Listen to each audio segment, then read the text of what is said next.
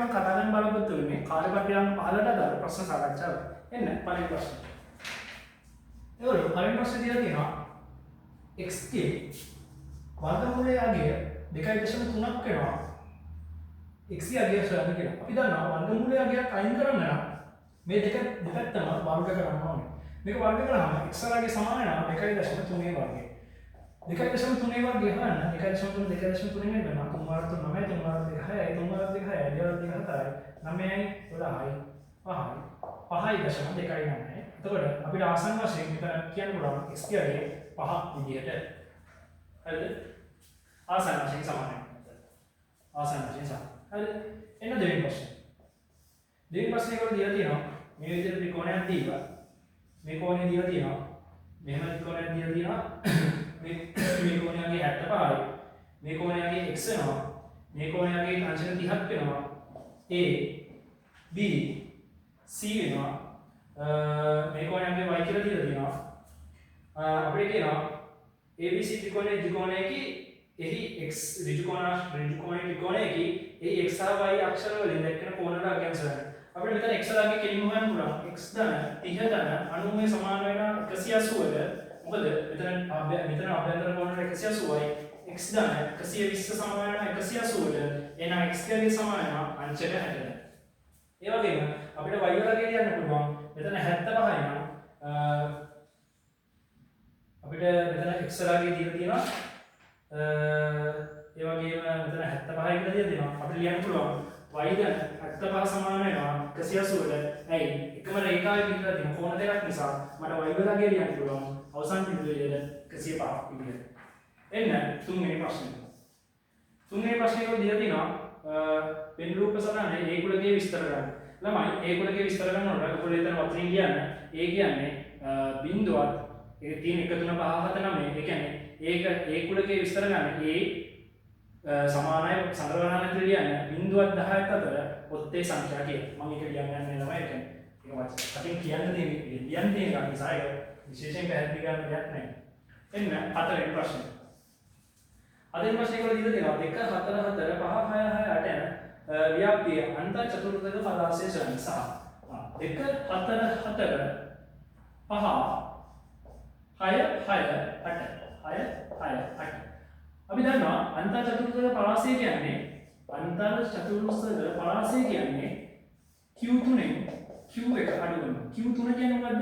මේ දීලා තියෙන දත්ත වලින් සංඛ්‍යාවෙන් 4න් 3ක් තියෙන තැන තමයි Q3 තියෙන්නේ. Q එක තියෙන්නේ. එතකොට අනුමුණින් හොයාගන්න ඕනේ Q එක. Q එක කියන්නේ මෙතනින් සම්පූර්ණ දත්ත සංඛ්‍යාව 1 2 3 4 5 6 7යි.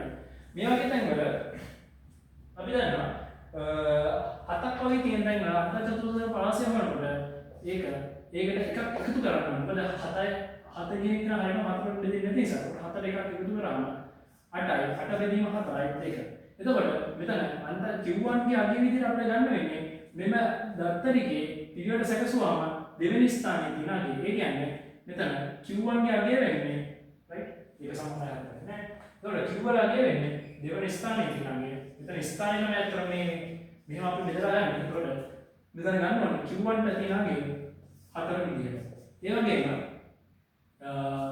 Q3 කියන්නේ මෙතන 4 ධන 1කින් බෙදීම 4 මේක වැඩි කරන්න ඕනේ 3. එතකොට මෙතන එන්නේ 2යි 2 3 6 වෙනි ස්ථානයේ තියෙනවා. right 6 වෙනි ස්ථානයේ තියෙනගේ අපිට ගන්න පුළුවන් 1යි 2යි 3යි 4යි 5යි 6යි උත්තරේ 6 විදිහට. එහෙනම් මට අන්ත චතුර්ථක පරාසය කියන්නේ Q3 න් Q එක අඩු කරලා මේ උත්තරේ යන්න පුළුවන් 6න් 4ක් අඩු කරාම අවසාන පිළිතුර අන්ත චතුර්ථක පරාසය දෙකක් විදිහට. එන්න පස්වෙනි ප්‍රශ්නය. පස්වෙනි ප්‍රශ්නේ ඒගොල්ලෝ දීලා තියෙනවා 25 125 625 3125 යන ගුණෝත්තර ශ්‍රේණියේ 7 වෙනි පදයේ 8 8 බව පෙන්නන්න. ආරයි. මෙතන ගුණෝත්තර ශ්‍රේණිය කියලා දීලා තියෙනවා. අපිට මේකේ පොදු අනුපාතය හොයාගන්න ඕනේ. පොදු අනුපාතය හොයාගන්න අපි කරන්න ඕනේ දේ තමයි 125 25න් බෙදනවා. පොදු අනුපාතය 5ක් කියලා එනවා. අපි දන්නවා ගුණෝත්තර ශ්‍රේණිය Tn පදේ තියන්න පුළුවන්. AR n - 1 කියලා. ඒ කියන්නේ TAR n ඍණ 1 n වෙනි පදේ. එහෙනම් අපිට හොයන්න කියන්නේ 7 වෙනි පදේ. 7 වෙනි පදේ වань වෙනවා. පළවෙනි පදේ අපිට මේ ඇවිල්ලා තියෙනවා 25. පොදු අන්තරය අපි දන්නවා 5යි. 7න් එකක් ගියාම 6යි. අපිට මෙතන 25 කියන එක ලියන්න පුළුවන් 5 දෙවෙනි පදේ විදියට 5 6 වෙනි විදියට. එතකොට 5 මේ වගේ දර්ශකාකාරයෙන් තියෙනවා. මේ දර්ශක එකතු ගන්න පුළුවන්. එතකොට අපිට පේනවා P7 කියන්නේ 5 5 8 වෙනි පදේ කියන්නේ. එන්න 6 වෙනි ප්‍රශ්න. 6 වෙනි ප්‍රශ්නේදී මේක මෙහෙම දීලා තියෙනවා. right? මෙහෙම දීලා මේක A මේක B මේක C මේක D කියලා දීලා තියෙනවා. මේ කෝණේ A වෙනවා, මේ කෝණේ B වෙනවා, මේක O වෙනවා, මේක C වෙනවා, මේක D වෙනවා. ඒක කියනවා AB හා CD සරල රේඛා දෙක O හිදී ඡේදනය වේ. හරි. C අගය AB අගය සෙන්ටර්. ළමයි මේ වගේ තැන්වල බලන්න අපිට ගන්න පුළුවන් දේ තමයි මේව සමාන්තර යොමු කියලා නෑ. හැබැයි මේ ADO කියන ත්‍රිකෝණේ බාහිර කෝණය වෙන්නේ AOC. ඒ වගේම CBO කියන ත්‍රිකෝණේ බාහිර කෝණයත් වෙන්නේ AOC. එතකොට අපිට තේරෙනවා මේ AD වල අගය A ධන B වල අගය කියන්නේ AOC වෙනවා. AOC ත්‍රිකෝණය AOC කෝණය ගෙවෙනවා. ඒ වගේම C ධන D කියන්නේ AOC කෝණය වෙනවා. එතකොට මේ අගයන් දෙක සමාන නිසා අපිට කියන්න පුළුවන් C ධන B සමාන වෙනවා A ධන B ට. එහෙනම් C අගය කියන්න පුළුවන් A ධන B ඍණ D විදිහට. ඒක අපි අහන්නේ C අගය A හා BS B හා DS වෙන කියන්නේ. එතකොට අවසාන රිසල්ට් A ධන B ඍණ D විදිහට අපිට ලබා ගන්න පුළුවන්.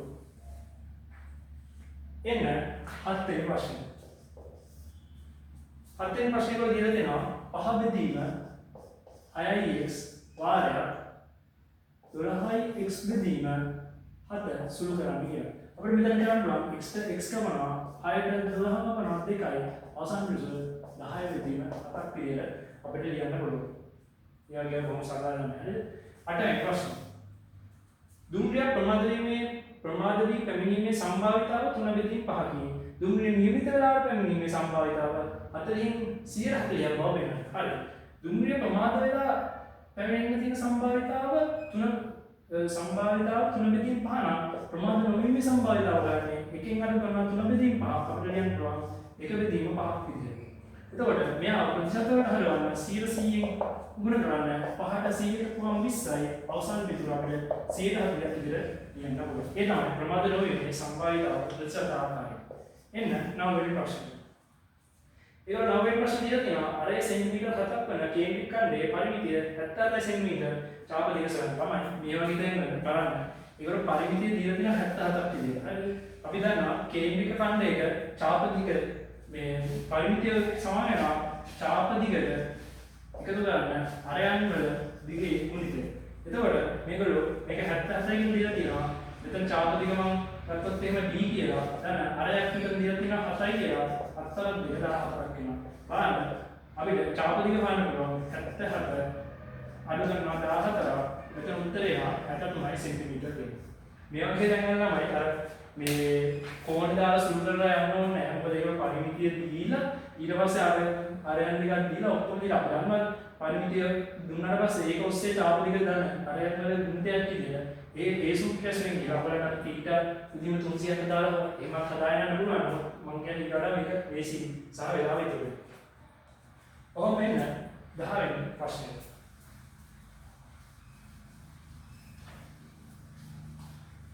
10 වෙනි ප්‍රශ්නයට ඒකට කියලා තියෙනවා 4 බෙදීම 3x 10. 4 බෙදීම 3x ඍණ 2 බෙදීම 6x සමාන වෙනවා 1ට. මේ වගේ දැන් අර පොදු හරය ගන්න යන්න එපා ළමයි. ඔයගොල්ලන්ට පේනවද මෙතන 2කට 6කට පුරම 3x යනවා. එතකොට මෙතන කෙලින්ම පොදු හරය 3x කියලා ගන්න පුළුවන්. 4 ඍණ 1 මෙතන 1 වෙනවා. සමාන වෙනවා 1ට. 4 එකක් ගියම ආයෙත් 3යි. 3x සමාන වෙනවා 1ට. 3 3 කැපුවාම x සමාන වෙනවා 1ට. එක්කම මේ වගේ අට්ටක් දාලා සුළු කරගෙන යන්න. ඒ වගේ දැන් අර කුරුද්දට ඔයගොල්ලෝ පොදු හරය ගන්නන්න එපා. මේවා දෙකින් වැඩි කරලා එහෙම හිතුවත් වැරද්දක් නැහැ. නමුත් ඔයගොල්ලෝ නිකන් පේනවා මේ දෙක හයින් කරපුවම 3x අයලා මේක හරයන් දෙක සමාන වෙනවා. ඒතකොට ඒක 3x නම් මෙතන 4 මෙතන ඍණ 1 වෙනවා. 4 එකක් ගියම 3යි ආයෙ 3 කැපෙනවා. x සමාන 1. එන්න 11 වෙනි ප්‍රශ්න. ඒගොල්ලෝ දීලා තියෙනවා ABCD දරුවාසේ සමානතා අවශ්‍ය කරන බව පවස. ඔහුගේ ප්‍රකාශයේ සත්‍යන ආකාර හේතු සඳහන් අදාළ තුනේ. ඔව්නම් මේ ABCD කියන චතුරස්‍රය සමාන්තර රාශියක් වෙනවා. ඇයි AB පාදය CD පාදයට AB පාදේ සහ CD පාදේ සම්මුඛ පාද වෙනවා. ඒ වගේම ඒගොල්ලෝ දත්ත විදිහට දීලා තියෙනවා AB පාදය සහ CD පාදය සමාන්තර හා දිගින් සමාන වෙයි කියලා. ඒ නිසා අපිට කියන්න පුළුවන් ඒක අපිට ප්‍රමේයකුත් තියෙනවා. ඒ කියන්නේ මොකක් හරි චතුරස්‍රයක සම්මුඛ පාද දෙක සමාන්තර සහ දිගින් සමාන නම් අපිට කියන්න පුළුවන් එම චතුරස්‍රය සමාන්තර රාශියක් වෙනවා කියලා. එතකොට ඒ තියරියට අනුව මේක සමාන්තර රාශියක් වෙනවා. ඔව් ශිෂ්‍යයන් කතාව ඇත්ත. හේතුව තමයි ඕනෑම චතුරස්‍රයක ඕනෑම සම්මුඛ පාද දෙක සමාන සහ සමාන්තර චතුරස්‍රය හැම විටම සමාන්තර රාශියක් වේ. මම ඒ සයිඩ් කියන්නේ නැහැ ළමයි. කෙලින්ම දොස්සේ ප්‍රශ්නය. දොස්සේ ප්‍රශ්නේ කියනවා ඒ නම් සමාගමක කොටස් 500 මිල ගැනීමට රුපියල් 10000 කාර්යය කළ යුතුයි. එම සමාගමේ කොටසක වෙළඳ පොලින් දෙකිය ළමයි. හරි ලේසි හරිද? කොටස් 500ම 10000 හරිද? එක කොටසක ඉදහොයන් කොහොමද? 500 බෙදනවා. 500 බෙදුවා අපිට පාර බිඳුවක කරනවා. උත්තරේ 20යි. අවසන් විදිහට ඒක පැත්තේ කියන්න රුපියල් 20ක් විදියට. කොටසකගේ රුපියල් 20ක් වෙනවා. ඒ වගේ ඒවා හරි ලේසි හරිද? රුපියල් 20ක් දීලා ටොපි පහක් ගත්තා නම් එක ටොපි එක ගානේ කියලා ලැබුවාම රුපියල් 4යි කියනවා කියනවා. හරිද? ඒවා ඒ විදිහට දකින්න උත්සාහ කරනවා. එන්න 13 වෙනි ප්‍රශ්න. 13 වෙනි ප්‍රශ්නේ දිහා දෙනවා පැයට කිලෝමීටර් 60ක ඒකාකාර වේගයෙන් ගමන් කරන මෝටර රථයක් කිලෝමීටර් 240 දුරක් වැවි 240 දුරක් යාමට ගත වන කාලය පැය කොපමණද? අපි දන්නවා වේගය ලියන්න පුළුවන් ගමන් කරපු දුර බෙදීම කාලය විදිහට. අපෙන් අහන්නේ ඒගොල්ලෝ කාලය. ඒ කියන්නේ වේගය බෙදීම දුර බෙදීම වේගය ගන්නවා. කාලය අපිට ලියන්න පුළුවන්. මෙතන ඒගොල්ලෝ දුර විදිහට දීලා තියෙනවා කිලෝමීටර් 240යි කිලෝමීටර් විදිහට. මේක වේගයෙන් විදිහට තියෙනවා පැයට කිලෝමීටර් 60ක් විදිහට. රයිට්? පැයට කිලෝමීටර් 60ක් විදිහට. එතකොට බින්දුවක කරනවා 4යි. අපිට පැය 4ක් විදිහට අවසන් පිළිතුර ලබා ගන්න පුළුවන්. එන්න 14 වෙනි ප්‍රශ්නේ. 14 වෙනි ප්‍රශ්නේ වල දීලා තියෙනවා PQR ත්‍රිකෝණයේ පාදවල දිග රූපේ දක්වා ඇති පරිදි PQR PR වල දිග සමයි. හරි. මේකට දීලා තියෙනවා PQR ත්‍රිකෝණය. මේ කෝණය අංශක 90යි. මේ කෝණය x වෙනවා. පාදයේ දිග x වෙනවා. මේක 6ක් වෙනවා. කර්ණයේ දිග x වෙනවා. මෙතන ත්‍රිකෝණයක් නිසා මේක එකතේ x දාන 2 වෙනවා. අපි දන්නවා පයිතගොරස් ප්‍රමේය දන්නවා x වර්ගය දන්නවා 6 වර්ගය. මේ පාද දෙකේ ගුණිතය මේ පාද දෙකේ වර්ගවල ගුණිතය වර්ගවල සමාන වෙනවා. කර්ණයේ වර්ගය. එතකොට මෙතන x වර්ගය 6ක් 36ක් වෙනවා. මෙතන x වර්ගය ධන 4x ධන 4 සමානයි. මේක ප්‍රසාරණය කරනවා x වර්ගයට x වර්ගය කැපෙනවා. මෙතන 4x සමාන වෙනවා 32ට x වර්ගය කියන්න පුළුවන් සෙන්ටිමීටර් 8ක් විදියට. ඒගොල්ලෝ අපෙන් අහන්නේ PQ සහ PR පාදවල දිග අපිට PQ පාදයේ දිග කියන්න පුළුවන් 8 සෙන්ටිමීටර් විදියට. ඒ වගේම QR පාදයේ PR පාදයේ දිග කියන්න පුළුවන් 8 10 සෙන්ටිමීටර් විදියට. හරිද? එන්න 15 වෙනි ප්‍රශ්නේ. 15 වෙනි ප්‍රශ්නේ වල අසමානතාවක් දීලා තියෙනවා 3x ඍණ 5යි 3x ඍණ 5යි උදා හෝ සමාන වෙන 4 5යි. උත්තර ගන්න දැන් මේක විසඳුම් සියල්ල ලියන්න. අපි දන්නවා මෙතන මේ පැත්තට අරන් යන්න පුළුවන් 3x 7යි 5යි 12යි දෙපැත්තම 3ෙන් බෙදලා 3 කැපෙනවා x කුඩා වෙනවා 4ට වඩා. එහෙනම් අපිට මෙයාගේ දානගේ කියලා සියල්ල ලියන්න පුළුවන්. කීයද? 4ට කුඩා ඒවා 3 2 එක විදියට. මේ තමයි අවසාන පිළිතුර වෙන්නේ. එන්න 16 වෙනි ප්‍රශ්නේ. 16 වෙනි ප්‍රශ්නේ වල කියලා තියෙනවා ඩොයි වර්ග සිටින කුකුලන් 150ක් සඳහා දින 5කට ප්‍රමාණවත් ආහාර ලබා කර ඇත. දින 2කට පසු කුකුලන් 100ක් උපුරන ලද. ඉතිරි කුකුලන් සඳහා ලබා ඇති ආහාර දින කීයකට ප්‍රමාණවත් වේද? හරි. මෙතන අපි දැනගන්න ඕනේ තමයි මේගොල්ලන්ට මේකත් ඒ ගාමයි මිනිස් දින ගානම තමයි. හරිද? මෙතන මිනිස් දින ගාන වුණාට මෙතන වෙනස් වෙලා තියෙන්නේ අර මිනිස් වෙනකොට කුකුල් වෙවිලා දින ගාන වෙනකොට ආහාර මේ නෑ මෙතන දින ගාන හරි ආහාර ප්‍රමාණය දින කුකුල් දින ගාන වලින් කීයද? හරිද? ඒක මම එහෙම කුකුල් දින ගණන් කියනව නැති නිසා මම කියන්න දැනට ඒගොල්ලන්ගේ තියෙන ආහාර ප්‍රමාණය මට කියන්න පුළුවන් 150 කුකුල්ලෝ ඉන්නවා මේකෙන් දින 5කට ඇති වෙන්න කැම තියෙනවා. එතකොට ඒ කියන්නේ 750ක් වෙන ආහාර අපිට ගන්න පුළුවන්. يعني කුකුල්ලෝ 150ක් ඉන්නවා දින 5කට ඇති වෙන්න කැම තියෙනවා. එහෙනම් තියෙන කැම ප්‍රමාණය මට කියන්න පුළුවන් 750යි කියලා. එතකොට දින දෙකකට පසු කුකුලන් 100ක් විකුණන ලබනවා. ඒ කියන්නේ මේ කුකුල්ලෝ 150 දෙනාම දවස් දෙකක් තිස්සේ කාලා. එහෙනම් ඒගොල්ලෝ කාලා තියෙන ප්‍රමාණය කෑම 300. right? එතකොට මෙතනින් අඩු කරාම ඔයාලට ගන්න පුළුවන් ඉතුරු වෙච්ච කෑම ප්‍රමාණය. මෙතන ඉතුරු වෙච්ච කෑම ප්‍රමාණය නම් 0.5යි 450ක් කියලා. right? ඊට පස්සේ අපිට කියනවා මේ 450 තව කුකුල්ලෝ 100ක් විකුණුවා. එතකොට ඉතුරු වෙන කුකුල්ලෝ ගන්න තමයි 50. මේ කුකුල්ලෝ 50 දෙනාට ඉතුරු වෙච්ච කෑම ප්‍රමාණය දින කීයකට සැරේද කිව්වම මේක D වලින් දුතු මේක D වලින් එනවා අපි දන්නේ නැත්තේ දින ගන්න. එහෙනම් මේක සමාන 450. D වලින් අපි ලබා ගන්න පුළුවන් 450 දෙදින් 50 9. right? ඒ කියන්නේ අර කුකුල්ලෝ 100 දෙනා විකුණුවාට පස්සේ ඒ ඉතුරු වෙච්ච දින දෙකකට පස්සේ ඉතුරු වෙච්ච කෑම ටික අර කුකුල්ලෝ 100 විකුණුවාට පස්සේ ඉතුරු වෙච්ච 50 දෙනාට දවස් 9කට සෑහෙනවා. ඒකට ඒගොල්ලෝ අවසන් පිළිතුරු දෙන්න අහලා තියෙන්නේ අන්න ඒකේ උත්තරේ. එන්න 17 වෙනි ප්‍රශ්නය.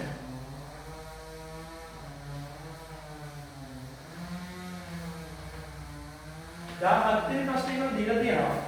ආයේ ත්‍රිකෝණයක් දීලා තියෙනවා. මෙහෙම. right? මේක අගේ x වෙනවා. මේක y වෙනවා. මේක z වෙනවා. මෙතන q නේ වෙනවා θ වෙන්න ඕනේ. මෙතන අංශක 90යි.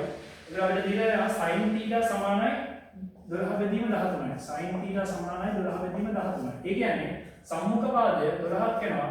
කර්ණය 13ක් වෙනවා. අපි දන්නවා පයිතගොරස් ස්ප්ලිට් වලින් මේකගේ 5ක් වෙනවා. එතකොට අපිට කියන්න තියෙන්නේ cos θ ගේ අගය ලියන්න. එහෙනම් අපි දන්නවා මධ්‍ය පාදයේ විදිහම කර්ණය තමයි cos θ ගේ අගය වෙන්නේ. එහෙනම් මේකගේ 5 බෙදීම 13ක් වෙනවා. හරිද? cos θ ගේ අගය 5 බෙදීම 13ක්.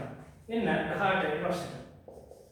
18 වෙනි ප්‍රශ්නේ මේක දීලා තියෙනවා මධ්‍යලක්ෂය කියන්නේ බිඳුව හා අතරත් ලක්ෂ හරහා යන සරල රේඛාවේ සමීකරණය සර්. අපි දන්නවා සරල රේඛාව නිසා y සමානයි mx දාලා c ආකාරයේ මස්තරයක් වෙනවා. මේක ඉංග්‍රීසියෙන් ගහන්න පුළුවන් y වල අගයන් වෙනසේ බෙදීම x වල අගයන් වෙනස. මේක අනුක්‍රමණය අපිට දෙකක් විදිහට ගන්න පුළුවන්. මෙතන අපිට තේරෙනවා මේක බිඳුවකම බිඳුව හරහා යන නිසා මේක අන්තක්කණ්ඩයගේ බිඳුවක් වෙනවා. එහෙනම් අපිට අවසාන සමීකරණය ලියන්න පුළුවන් y සමානයි 2x කියලා. එන්න 19 වෙනි ප්‍රශ්නය.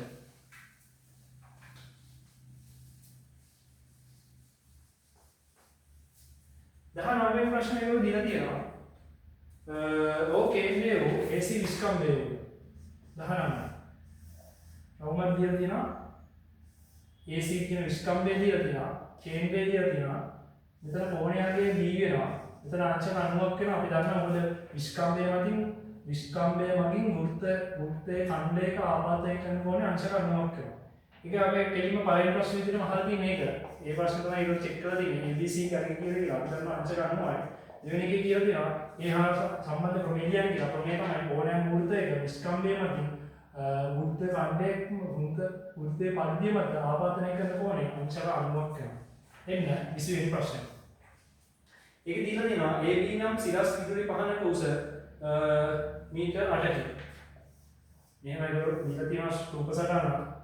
AB කියලා දීලා තියෙනවා. මෙතන අංශක 90ක් කියලා ඒක දීලා තියෙනවා. මෙතන කෝණය O කියලා දීලා තියෙනවා.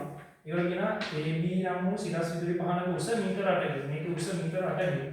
B සිට සමතල පොළොවක් මත 12 මීටර දුරින් සිටින ඕනිඩෙක්ෂිකයෙකු මෙයා 12 කොඩි ගසේ මුදුනේ ඒ ලක්ෂයට මෙන්න ආරෝහණ කෝණය ආරයි. මෙන්න මේ ආරෝහණ කෝණය කියන්නේ මේ කොහොමද මෙතන මෙයා බලන්න මේ පැත්තේ ඉඳලා මේ උඩ පැත්තට තියෙන කෝණේ θීටා right ඒ තියෙන කෝණේ ආරෝහණ කෝණේ අපි θීටා කියලා ගත්තොත් ටැන්ජන්ට් අනුපාතය මේ θීටා වල ටැන්ජන්ට් අනුපාතයේ 2/3 බව වෙනවා right අපි දන්නවා tan අනුපාතය කියන්නේ tan θීටා සමාන වෙනවා සම්මුඛ පාදයේ මධ්‍ය පාදයේ බෙදුවා. එතකොට මෙතන සම්මුඛ පාදයේ 8ක් වෙනවා මධ්‍ය පාදයේ 12ක් වෙනවා. මේක සරල ආකාරයෙන් දුවාම 4ෙන් බෙදන්න පුළුවන්. මෙතන 2යි, මෙතන 3යි. අවසානයේ ලියන්න පුළුවන්. 2 බෙදීම 3ක් විදිහට. right? එන්න 21 වෙනි ප්‍රශ්නේ.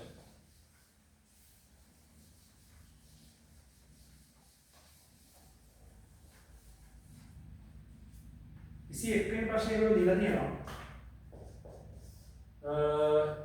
ABC විදිහට ත්‍රිකෝණයක් දීලා තියෙනවා. A B C මේක D වෙනවා මේක E වෙනවා. මේක සමාන්තරයි කියලා දීලා තියෙනවා. මේ පාදයට මේ පාදයේ 12 සෙන්ටිමීටර කියලා දීලා තියෙනවා. මේ පාදයට මේ පාදයේ සමානයි කියලා දීලා තියෙනවා. ABC ත්‍රිකෝණයේ AB පාදයේ මධ්‍ය ලක්ෂය D ද BC 12 සෙන්ටිමීටර නම් BC හා DE පාදවල සමාන්තර කරලා BDE පාදවල ඉතින් නම් මෙතන තියෙන්නේ සමාන්තර රාශිය ප්‍රමේය.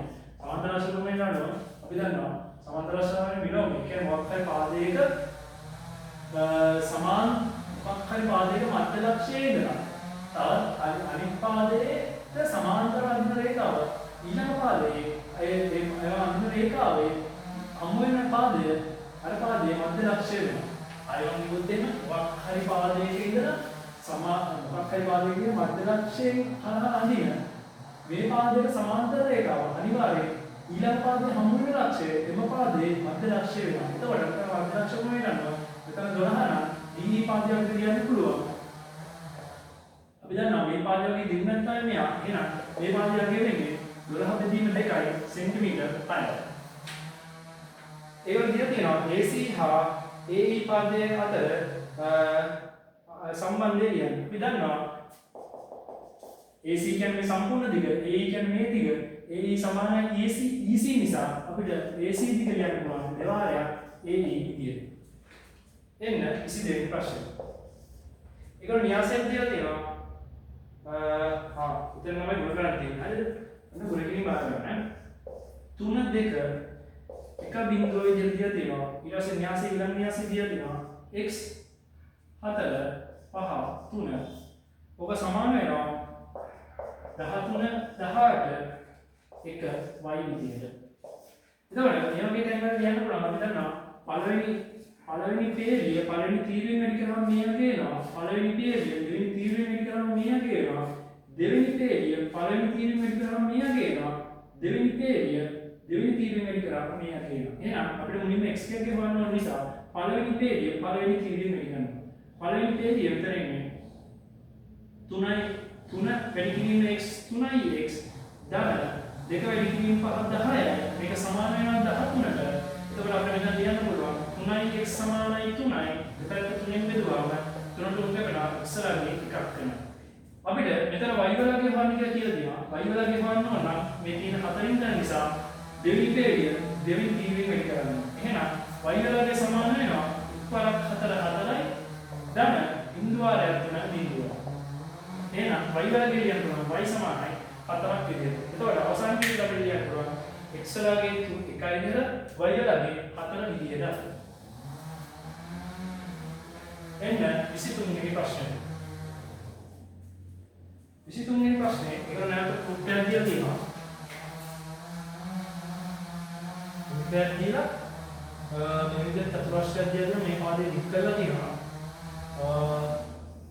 කොහොමද දීලා තියෙනවා? මේක P Q R S T වෙනවා. මැද කේන්ද්‍රය දීලා තියෙනවා. P Q R S T හරි. O කේන්ද්‍රයේ උඩේ P Q R S උඩ චතුරස්‍රයේ QR පාද T දක්වා දික් කරද TRS right TRS කෝණයට අගෙන් සමාන තවත් කෝණයක් නම් කරනවා. ළමයි අපි දන්නවා මෙන්න මේ බාහිර කෝණය සමාන වෙනවා අභ්‍යන්තර කෝණයට ප්‍රතිමුඛ කෝණයට. ඒක තියෙන්නේ තමයි බුද්ධ චතුරස්‍රයක මොකක් හරි පාදයක් දික් කරලා සෑහෙන බාහිර කෝණය එම කෝණය අභ්‍යන්තර කෝණයට ප්‍රතිමුඛ කෝණයට සමානයි. එහෙනම් මේගොල්ලෝ TRS පාදයේ TRS කෝණයට සමාන කෝණයක් ගන්නවා. සමාන කෝණය තමයි QPS. QPS right? මේක දෙවෙනි පස්සේ ඒ සමාන වාචක ප්‍රමේය මොකද්ද? ප්‍රමේය තමයි අර මම කතාව. මොකක් හරි වෘත්ත චතුරස්‍රයක පාදයක් දික් කළ සෑහෙන කෝණය එම කෝණය අභ්‍යන්තර කෝණයට ප්‍රතිමුඛ කෝණයට සමාන වෙනවා. එන්න 24 වෙනි ප්‍රශ්නය.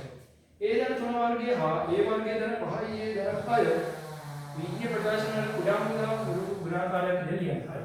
ඒ ධන තුනේ වර්ගය අපිට ඒ ධන තුනේ වර්ගය විදිහට ලියන්න පුළුවන්. අපිට ඒ වර්ගයේ ධන 5යි ඒ ධන 6 කියන කෙනාව සාධක කරලා කඩන්න. කොහොමද යාව සාධක කරන්නේ? ඒ වර්ගයේ ධන 5යි ඒ ධන 6 ඊළඟට ගත්තාම 6යි ඒ වර්ගය වෙනවා. යාගේ සාධක දෙන්නේ 3යි ඒ සහ 2යි ඒ වෙනවා. ධන 3යි ඒ සහ ධන 2යි දෙක වෙලා ලියන්න පුළුවන්. 3යි ඒ ධන 2යි ඒ ධන 6යි කියන දෙක දෙක කැඩුවා. ඒ එළියට ගත්තාම ඒ ධන 3යි. මෙතන ධන දෙක එළියට ගත්තාම ඒ ධන 3යි. අපිට ලියන්න පුළුවන් ඒ ධන 3 වාරයක් ඒ ධන 2 විදියට. ඒ වර්ගය ධන 5යි ඒ ධන 6 සාධක. එහෙනම් අපිට මෙතන කියන්න පුළුවන් ඒ ධන 3 වාරයක් ඒ ධන 6 විදියට. ඒ ධන 2 විදියට. එතකොට අපිට අවසාන විතර විදියට කුඩා පොදු ගුණාකාරය යන්න පුළුවන්. ඒ ධන 3ේ වර්ගය වතාවක් ඒ ධන 2 විදියට. එන්න අවසාන ප්‍රශ්නය 25ට.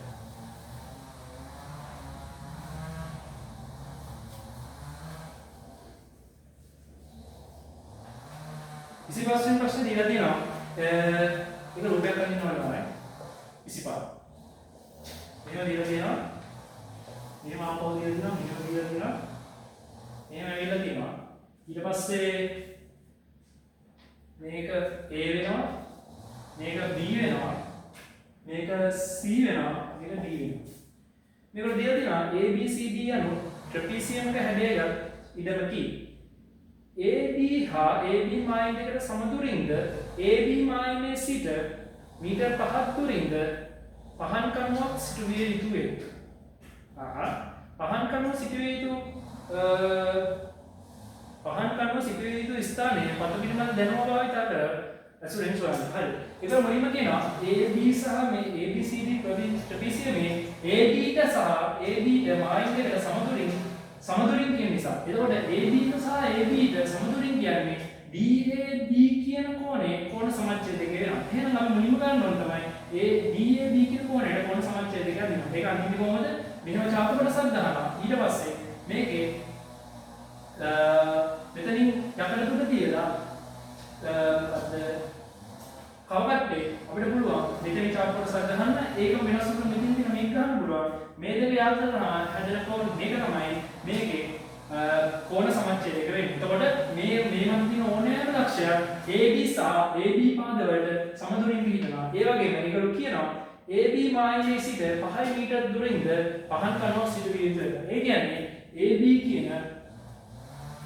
කියන පාදයට සමාන්තර රේඛාවක් අනින් කියන්නේ AB පාදයේ 5 සෙන්ටිමීටර දුරක් කියන්නේ සමාන්තර රේඛාවක් අනින් ඉන්නවා. ඒකට මෙතන කරන්න ඔයගලන්ට 5 සෙන්ටිමීටර දුරින් සමාන්තර රේඛාවක් අනින් ඉන්නවා. ඔය කරන්න ඕන දේ තමයි මෙතනින් විහිද චතුරස්‍රය තියලා ඊට පස්සේ ඒක අඩුවට තියලා යා කළා AB ට සමාන්තර රේඛාවක් මේ විදිහට ගහගන්න ඕනේ. මේ පාදයේ සමාන්තර වෙනවා. ඒ වගේම මෙන්න මේ අතර ගැප් එක සෙන්ටිමීටර් 5ක් වෙනවා. දැන් මේක මීටර 5ක් කියලා දෙන්නේ ඇත්ත රුපියල්. විතර එක සෙන්ටිමීටර් තු මීටර 5ක්. හරි. මෙතන මීටර 5ක් කියලා ගන්නවා. ඒක දරුවෝ සරණ ළමයි අනිත් ඒකට ඒක ප්‍රශ්නයක් වෙන්නේ නැහැ. මුලින්ම ගන්න දේ තමයි DA සහ AB ට සමාන්තර දුරින් ගිහුවම DAD කෝණයේ කෝණ සමච්ඡේදකයක් දෙනවා. AB ට 5 මීටර දුරකින් තියෙන නිසා ඔයගොල්ලෝ AB පාදයට සමාන්තර රේඛාවක් අඳින්න ඕනේ 5 මීටර දුරක් තියෙන. එතකොට මේ රේඛාව සහ මේ රේඛාව කැපෙන තැන තමයි අපිට පහන් කණුවක් සිටුවිය හැකි. එතකොට ඔයගොල්ලෝ පුළුවන් මේ ලක්ෂය නම් කරන්න පහන් කණුවක් සිටුවිය යුතු ස්ථානෙ විදියට. අපි නම් සාකච්ඡා කරලා ඉවරුනේ 15 වෙනි කාර්ය පත්‍රිකාවට අදාළ ප්‍රශ්න සාකච්ඡාව.